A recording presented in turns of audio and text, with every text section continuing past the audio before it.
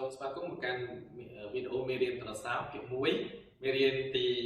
9នៅក្នុងមេរៀនទី9នេះយើងនឹងសិក្សាទម្រង់ទី4បន្តប៉ុន្តែយើងអនុវត្តនៅលើ note ដែលយើងនៅសល់ដូចជា note mi note sol និង note la នៅលើខ្សែឯកបាទអញ្ចឹងខ្ញុំសូមរំលឹកទម្រង់ទះដៃទី4តិចសិនបាទទម្រង់ទះដៃទី4គឺយើងទះដៃបែបនេះ1 2 3 4 1 និង2និង3 4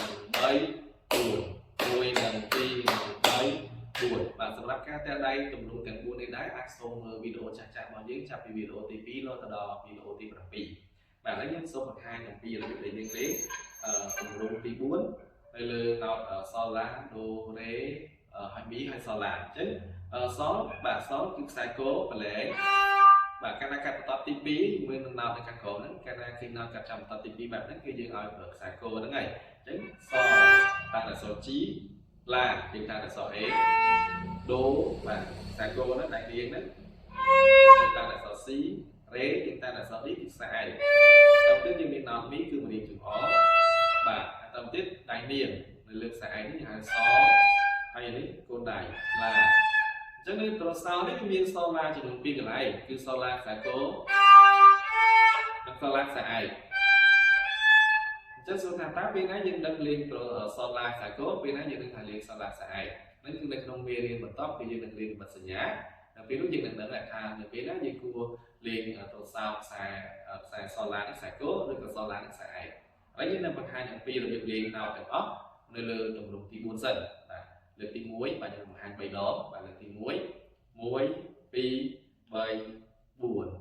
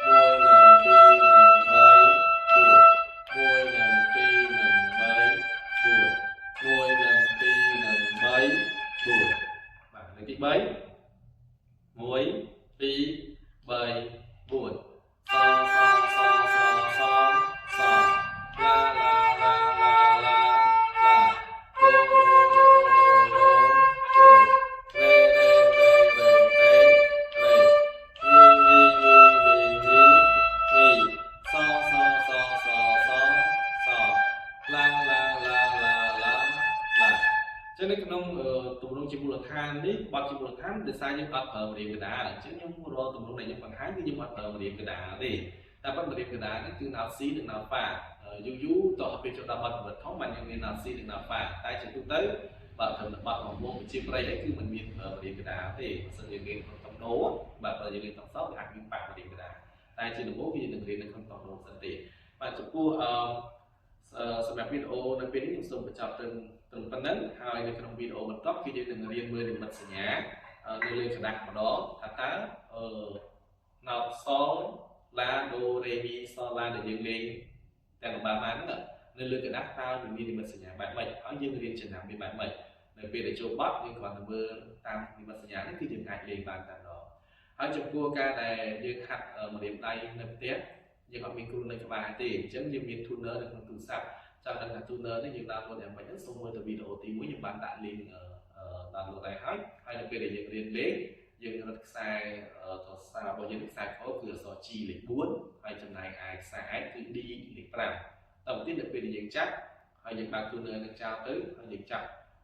ឡាបើគាត់ថាឡាខ្សែគោរៀបចំអល់គឺតាមអក្សរ A គឺគេថាយើងចាប់ទៅយើងចាប់អក្សរ A មានថាត្រូវហើយតែបើសិនជាចេញអក្សរ A ហើយចេញអក្សរ B តូចមានន័យថាវាស្ទើរចេញយើងរុញចុះទីមកតែបើចេញណែធំជួបមានថាវាលឿនហើយចេះយើងឡើងវិញបន្តិចទៅធ្វើម៉េចឲ្យវាចំអបអីតដូទៀងតាំងអក្សរ C អញ្ចឹងយើងចុចមកបាទធ្វើម៉េចឲ្យតែចេញអក្សរ C គឺត្រូវហើយបាទ